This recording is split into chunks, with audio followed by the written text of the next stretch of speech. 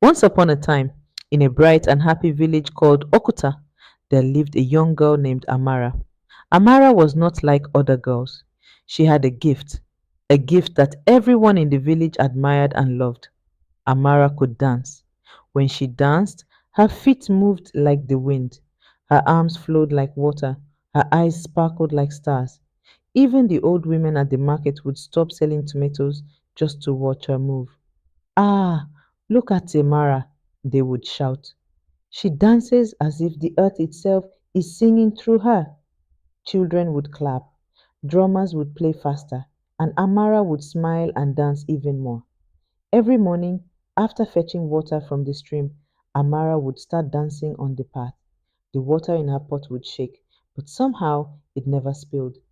Because Amara's steps were light and graceful, her best friend Ngozi would laugh and say, Amara, you love dancing more than food. And Amara would laugh too. Yes, Ngozi, dancing is my food. Dancing is my joy. When the sun rose, Amara danced. When it set, she danced again. When it rained, she danced in the rain. Even when her mother called, Amara, come and grind pepper, Amara would reply, just one more dance, Mama? At first, everyone in the village loved her dancing, but soon people began to worry. Amara danced everywhere, even in places she shouldn't.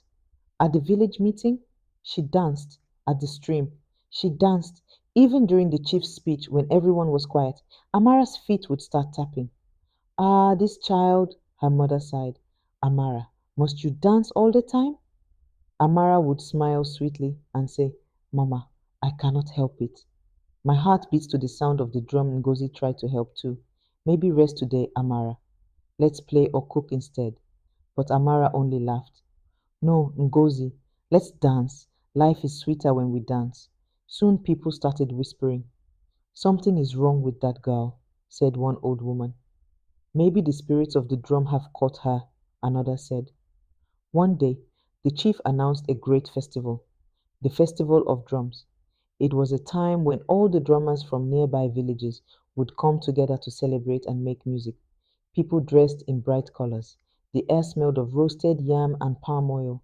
Everyone was happy, and Amara was the happiest of all. When the drumming began, she rushed to the center of the village square. She twirled, spun, and stamped her feet to the rhythm. Amara! Amara! Amara! The children cheered. She danced until sweat rolled down her face. But she didn't stop. Even when the drums slowed, she kept going. Even when the drummers stopped to rest, Amara's body still moved, as if a hidden drum was still playing inside her. Amara, rest! Her mother cried.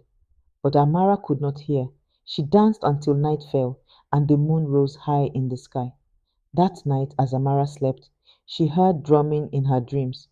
Soft at first, like a heartbeat, then louder, then very, very loud. She opened her eyes, but there was no one in her hut. Still, the drumming continued inside her head. Boom, boom, boom. Her feet began to move, her arms began to sway. Before she knew it, she was outside, dancing under the moonlight. The trees whispered, the wind hummed, and somewhere far away, a voice laughed, a strange, deep laugh. The next morning, the village woke to strange news.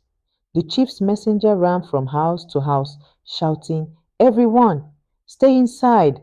The witch hunters will drum today to chase out evil spirits.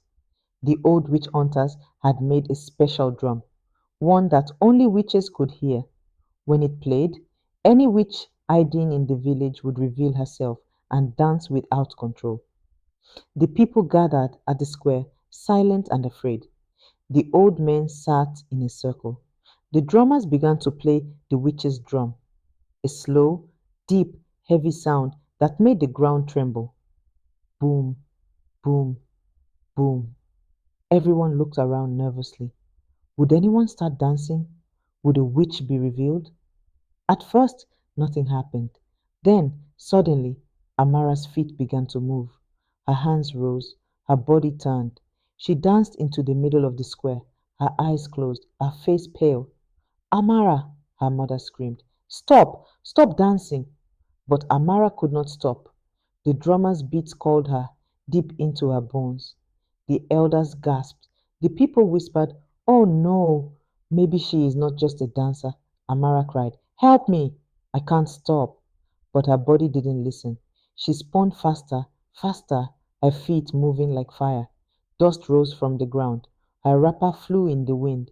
She danced until the drum suddenly stopped. Then, silence. Amara fell to the ground, breathing hard. Tears rolled down her cheeks. The whole village watched in silence. An old man named Elder Udo stepped forward. He was wise, with white hair and eyes that had seen many years. He said softly, My people, this child is not a witch. She is a gift from the spirits, but she forgot her balance. The drum of joy became the drum of control. He turned to Amara. My daughter, dancing is a gift, but every gift must have wisdom. Even the rain must know when to stop, or it will flood the land. Amara looked down, ashamed. I'm sorry, Elder. I only wanted to dance and make everyone happy. The elder nodded kindly. And you did. But joy must be guided by wisdom. When you lose control, even a blessing can become a curse.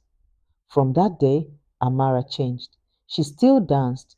Oh, yes, she still danced beautifully, but she learned when to stop. She taught other children how to dance too, and she told them, always listen to your elders. Every joy must have a rest, every song must have silence. The people of Okuta loved her again, not only for her dancing, but for her wisdom. And whenever she danced at the festivals, the whole village clapped and cheered. Even Gozi smiled and whispered, That's my friend, the girl who could dance and still know when to stop. And Amara would laugh, twirling softly in the sunlight. Every gift is beautiful, but it must be used with wisdom. Too much of anything, even joy, can bring trouble. Learn to listen, learn to rest, and your light will shine forever.